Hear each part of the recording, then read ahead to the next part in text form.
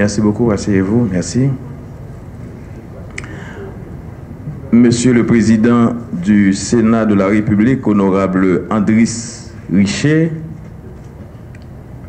Monsieur le Président de la Cour de cassation et du CSPJ, Jules Cantave, Monsieur le ministre de l'Économie et des Finances, Wilson Lalo, Monsieur le ministre de la Planification et de la Coopération externe, Yves Germain Joseph, Monsieur le ministre de l'Intérieur et des collectivités territoriales, Dr Ariel Henry, Monsieur le ministre de la Communication et porte-parole du gouvernement, Rothschild François Junior, Monsieur le ministre des Haïtiens vivant à l'étranger, Robert Labousse, Monsieur le ministre de l'Agriculture, des Ressources naturelles et du Développement rural, Frisner Dorsin, Monsieur le Président de la Cour supérieure des comptes et du contentieux administratif, ainsi que les membres de cette Cour,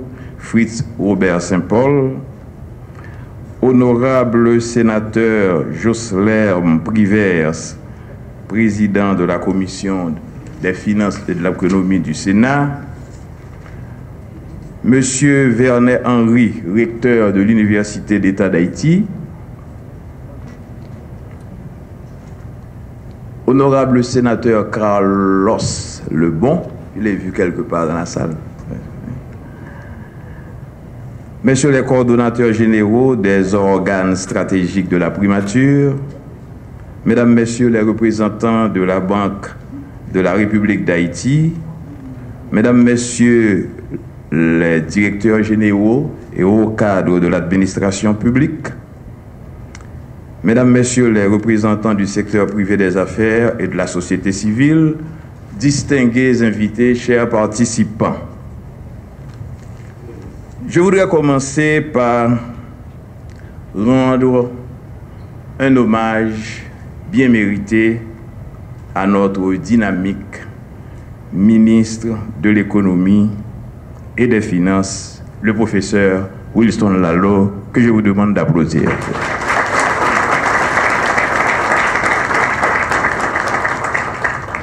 L'émotion, la passion, l'éloquence, la simplicité et l'honnêteté avec lesquelles notre ministre des Finances et de l'Économie vient de s'exprimer sur ce podium peut être résumée par cette phrase.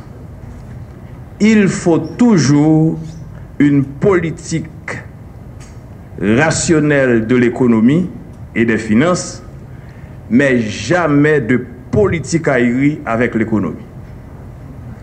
C'est ma façon de saluer notre dynamique.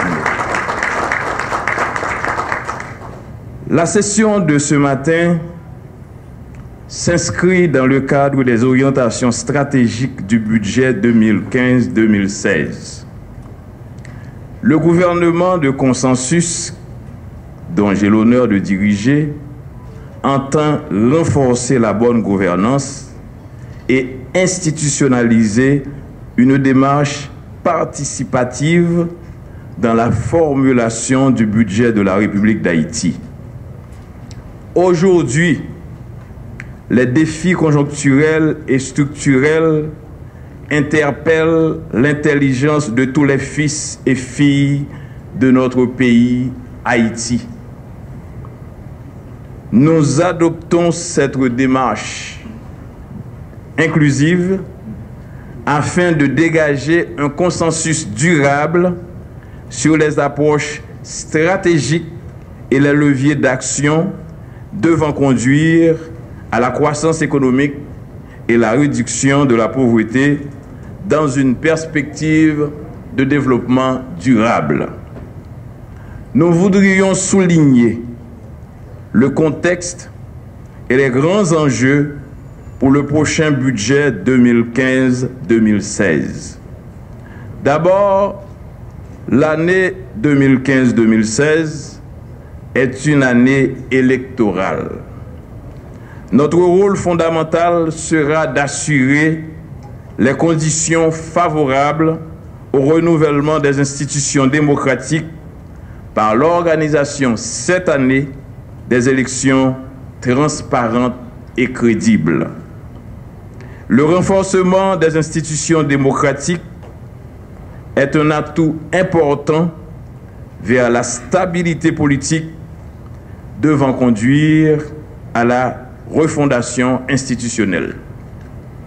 L'économie nationale subit une contraction de l'aide internationale et une diminution des ressources de Petro-Caribé.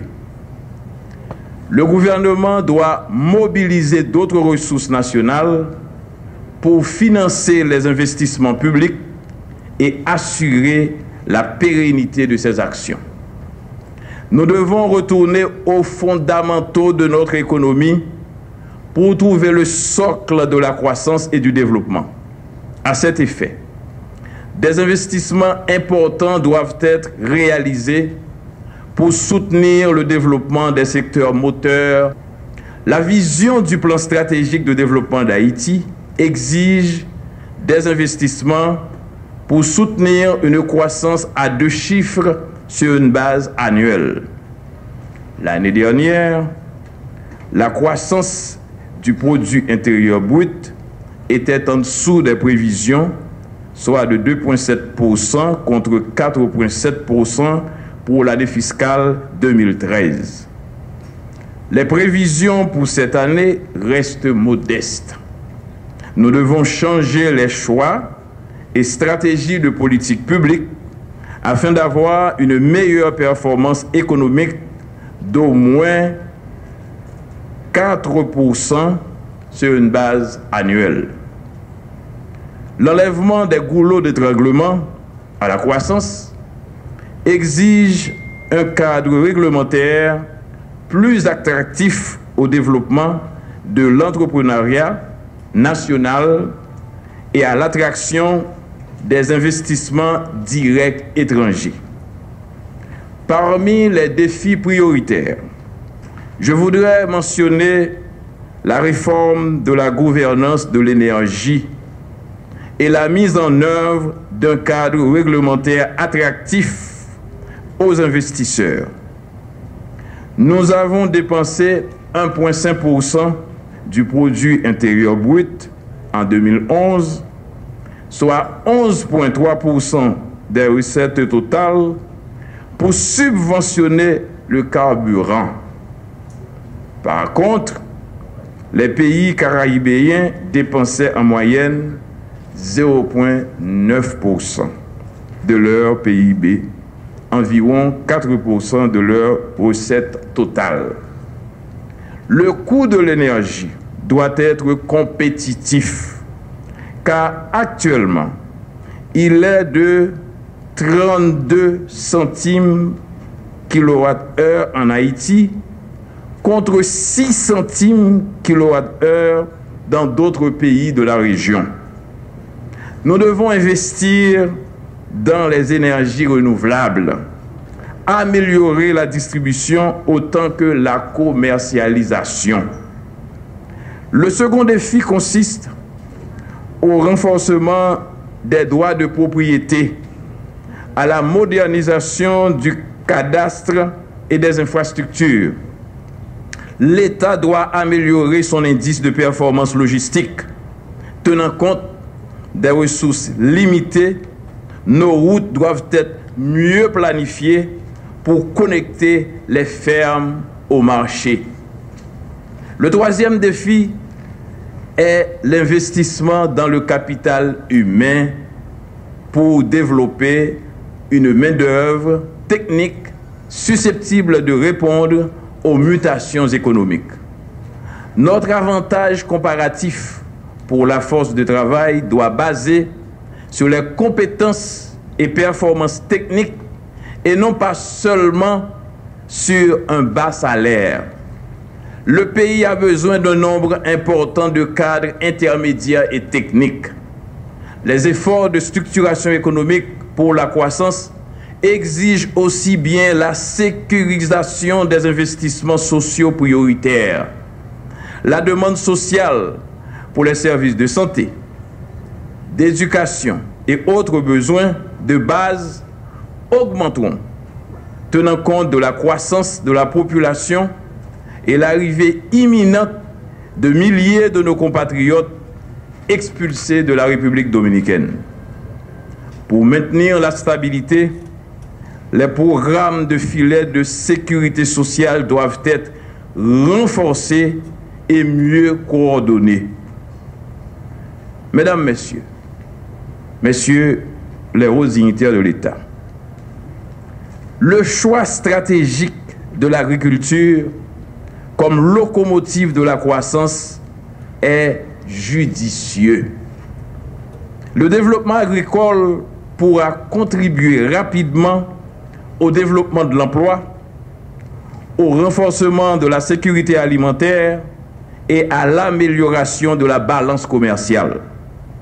Je voudrais souligner que le pays a exporté en moyenne pour 25 millions de dollars américains de produits agricoles sur les 5 dernières années, malgré une forte demande de produits haïtiens.